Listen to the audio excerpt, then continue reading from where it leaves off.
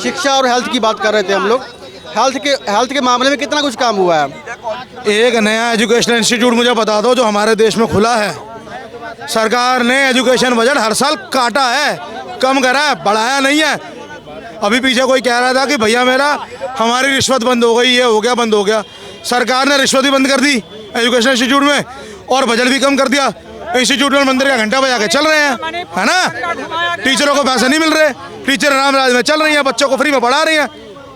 ऐसा हो रहा है क्या?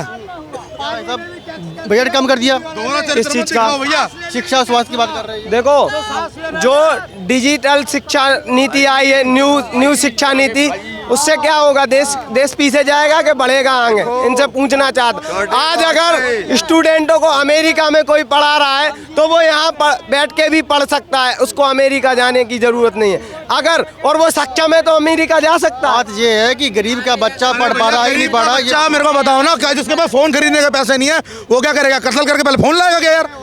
नेट नहीं है, नेट के लिए क्या करेगा? लोगों की चेहरे खींचेगा, फिर नेट का रिचार्ज कराएगा। पहले तो नेट को आदमी तरसते थे, हमें पता है ना, को नेट को तरसते।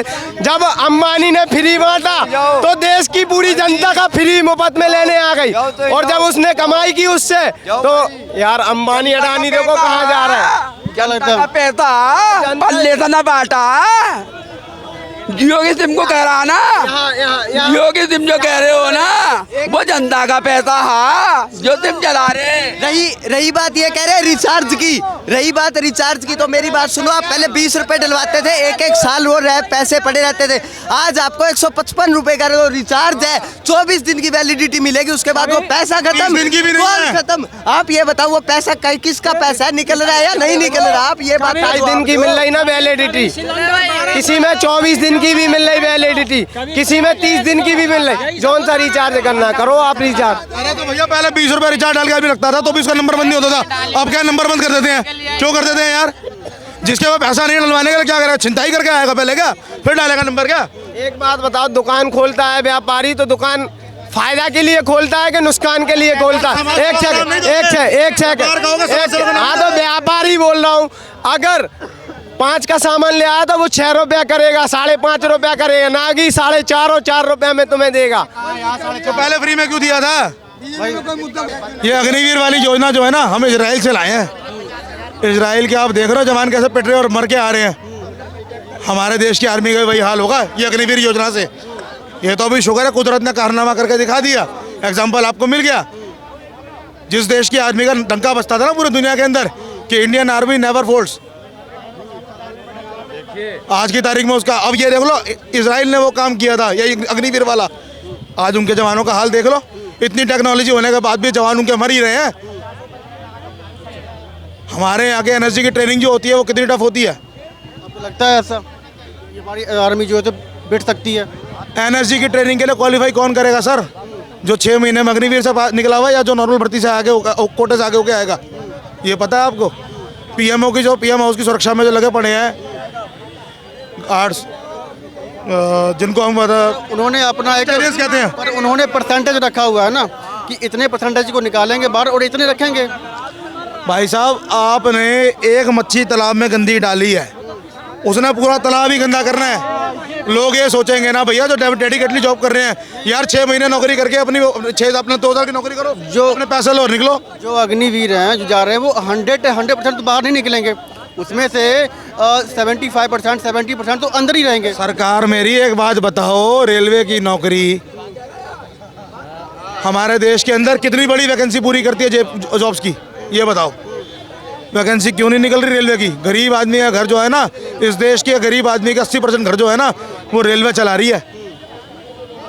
रेलवे की वैकेंसी क्यों नहीं निकल रही? क्या मुद्दा भी आपका? अभी अग्निवीर के ऊपर जो शहीद हुआ था उसको शहीद नहीं माना गया था, तो फिर ये स्कीम कहाँ से बढ़िया हुई? पहली बात अग्निवीर के अंदर जब ये स्कीम आई थी तब उसमें ऐसे कहा था कि वैकेंसियाँ बढ़ेगी, जबकि मैं राजस्थान से हूँ, शेखावाटी से हूँ, जहाँ से हमारे मतलब सबसे ज़्यादा राजस्थान से फौजी निकलते हैं तो शेखावाटी एरिया से निकलते हैं। उस एरिया के अंदर अभी 2000 जब से ये 22 के बाद में अभी तक कोई सी वैकेंसी नहीं आई है, और उसमें भर्ती लोगों का मतलब बच्चों का रुझान जवानों का रुझान बिल्कुल कम हो गया। जहाँ जहाँ सीकर स्टेडियम के अंदर लाख लाख बच्चे तैयारी करते थे, आज वहाँ पे मात्र 2000 आप जाओगे कभी भी, अभी राजस्थान में चुनाव भी है, वहाँ पे आप जाओगे तो वहाँ पे मात्र 2000 बंदे भी तैयारी करने वाले नहीं मिलेंगे। इनकी जिज्ञासा, उनकी देशभक्ति बिल्कुल समाप्त हो सकती।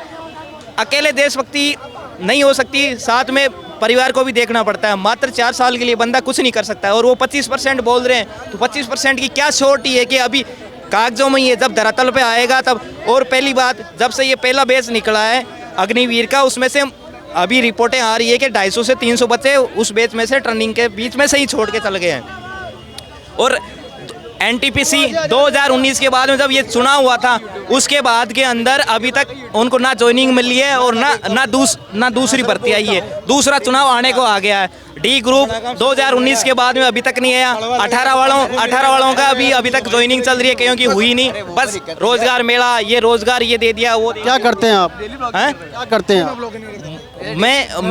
मैं खुद का काम है। मैं क्या है कि मैंने भी पहले तैयारी करी थी, जब से वैकेंसियाँ नहीं आई तो मैंने हार के मैंने खुद का काम कर लिया, क्योंकि मैं भी। आपने अग्निवीर की बात की ना, तो सरकार का तर्क ये था कि उनकी रिवॉल्वर से गोली निकली थी और उनको लगी, इसलिए हमने उनको सम्मान नहीं दिया मरणोपरांत। पहली बात, गोली पहले भी लगती थी। ये तो उन्होंने 2 दिन बाद में ये कहा है कि लगी कि नहीं। सैनिक होता है, चाहे अग्निवीर हो, चाहे एक साधारण सी एम्बुलेंस में आके वहाँ पे उसके घर पे बस एक जैसे लावारिस बॉडी छोड़ के चले जाते हैं। 4 बंदे आए, उन्होंने साधारण एम्बुलेंस है, वो ना फौज की एम्बुलेंस भी नहीं थी, आके छोड़ गए बस।